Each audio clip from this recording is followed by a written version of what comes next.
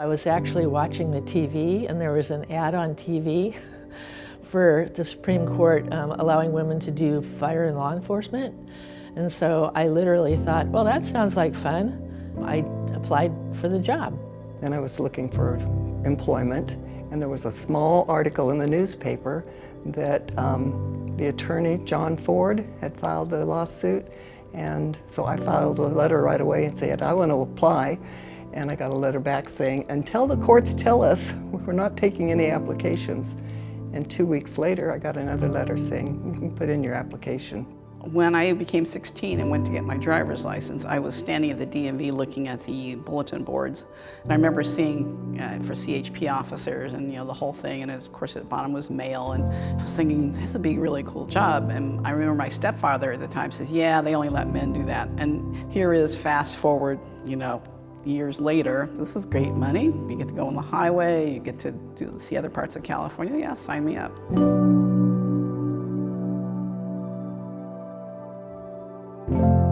My name is Linda Healy.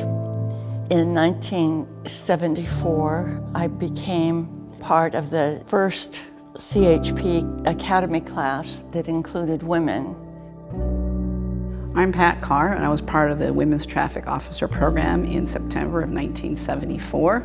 I was 21 years old and 6 months when I reported. I was 30 years old when I reported to the Academy, and I was quite surprised at the fact that we were being yelled at, although I had been told it's going to be tough, but I was not completely prepared, and so I was in shock when I first arrived.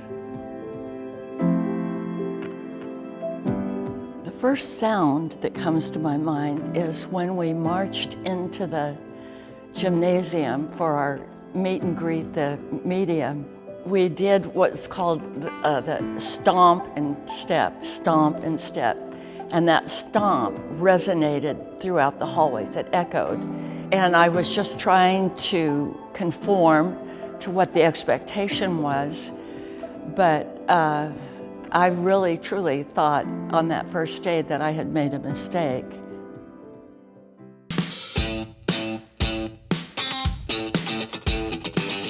It was a whole new adventure. Several of the cadets had already been in the military, but I never had. I just thought I was very confident.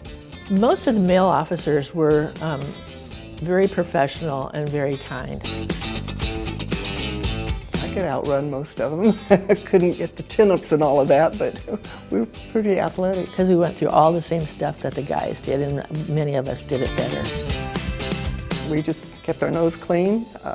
I couldn't afford to have blue cards pulled, because if you pulled 4 blue cards, you gave up a weekend. And weekends I had to go home. I had kids to take care of. My first feeling was I'm in this situation with a bunch of strangers. I knew nothing about any of my roommates. We were all in the same boat, but we were all focused on our own level of comfort at that point in time, and we're not much relating to one another. As time went on, our relationships grew. We became a body of one and very close.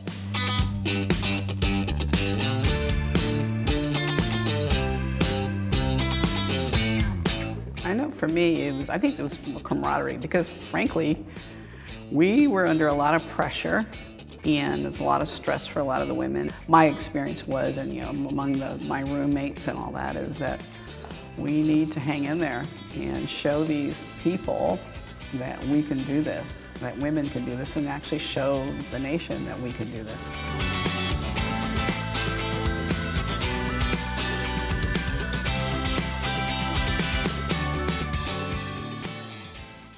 After 16 weeks here of extensive training, and academically and physically, we've shown that as a class that we can do the training, all of us in here. But the true test will be out when we get in the field, and that will really show we can.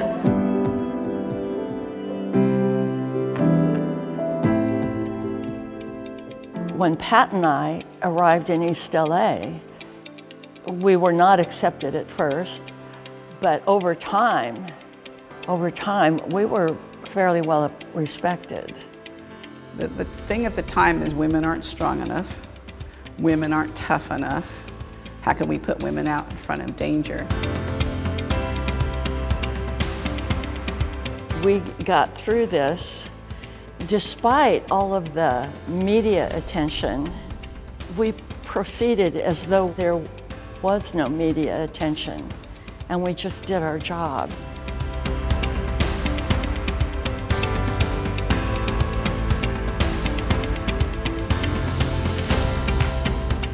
The friendship that we share, it'll be lifetime. I mean, we still keep in touch.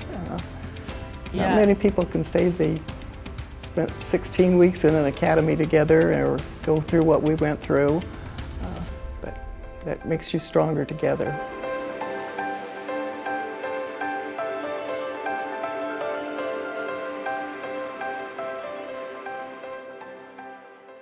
Did you give it much thought when you were in the initial stages of being the first woman to hire trained? I don't think about it enough, but that's a honorable place to be, and I take it with a lot of pride and appreciation. As I got into the process, I realized the opportunity to make sure that women could do the same thing by working in law enforcement if that's where their talents or desires were. And I was proud of it, and that was there's days when in the academy and stuff, you're like, I could just give this up and do something else. And it's like, absolutely not. Because that means that someone else will say, yes, we failed, and B, we're not worthy of being on the patrol, which was absolutely not true. It was one of the highlights of my life. Really one of the highlights. Getting into college and going through the patrol. 28 years was very enjoyable. I had a great career. I would tell anybody, try it, do it. Oftentimes women will say, well, I don't know that women can do the job. Still we hear that, but very proud of it.